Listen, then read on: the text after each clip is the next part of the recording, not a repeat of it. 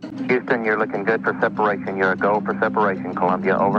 On July 20th, 1969, just moments after the Apollo 11 lunar module began its descent to the moon, a warning light flashed in the cockpit. 1202. 1202 alarm. 1202. Stand by. The spacecraft's computer had overloaded and rebooted, and no one knew why.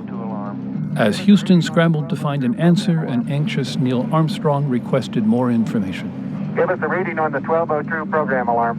Back on Earth, few were more nervous than a young computer programmer who had written the code for the lunar landing. We were landing on the moon the first time. It's not surprising there were problems. My name is Don Isles. I wrote a good part of the computer code for the onboard computer that was active during the lunar landing phase of the Apollo mission. Isles' career at NASA began as a happy accident. This was the summer of 1966, and I'd just turned 23.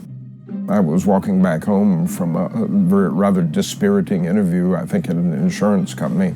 At that point, I would have taken any job that anyone offered me.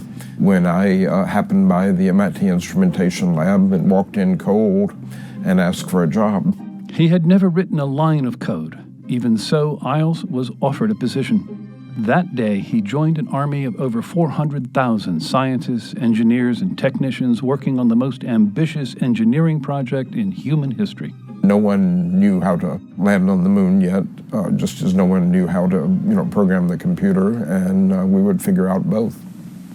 Hello. Today, we're at the MIT Instrumentation Laboratory, which has been given design responsibility for this guidance and navigation system, which will direct our Apollo spacecraft on the way to the moon and back. In 1969, this was the most sophisticated machine ever created.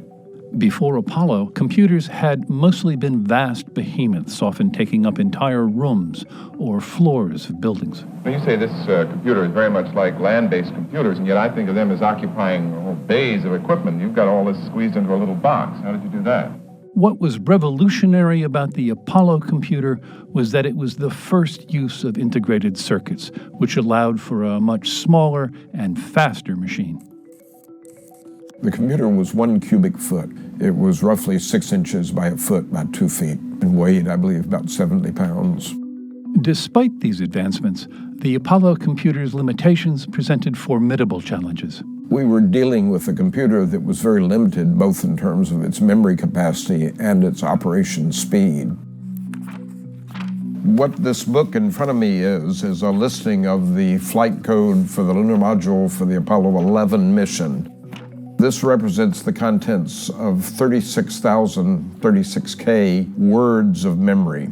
To give you an idea of just how small 36K of memory is, an average email message today is about 75K. Ultimately, for flight, the information in a book like this would be woven into a type of memory called core rope that was super reliable. The result of that was 6 modules, like the one in my hand, and these modules would be slid into slots in the back of the computer. And that would be the code. That was equivalent to plugging the CD-ROM into your early Mac. Memory was so precious. The code that Isles and his colleagues wrote had to both do its job and also do so in as few characters as possible. When you write a piece of code, you're writing something that needs to, in as few words as possible, convey an idea. But at the same time, it needs to fall trippingly off the tongue of the central processor. You could call it a lapidary sort of art, in the sense that you were dealing with small things and trying to get them just right. So what was happening during Apollo 11's landing when the computer was overloaded? 1202 alarm. 1202. Stand by. The computer's display was flashing error codes 1201 and 1202, but the astronauts didn't know what those alarms meant.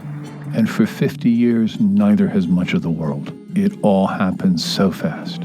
Not even the programmers who designed it were sure just what was happening. There are many new things that are happening in this flight.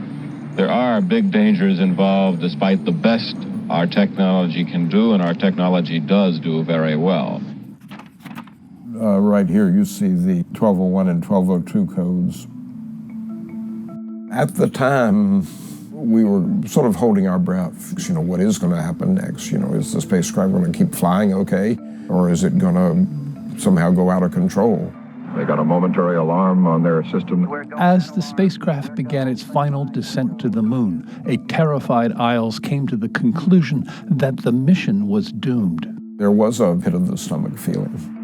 If it had been up to me, I probably would have recommended an abort. But flight controllers in Houston had a better perspective. Soon after the alarm started, Mission Control realized that the computer was still running the critical guidance and navigation systems. Eagle Houston, you're a go for landing, over. Rather than abort, they made the courageous decision for Apollo to proceed.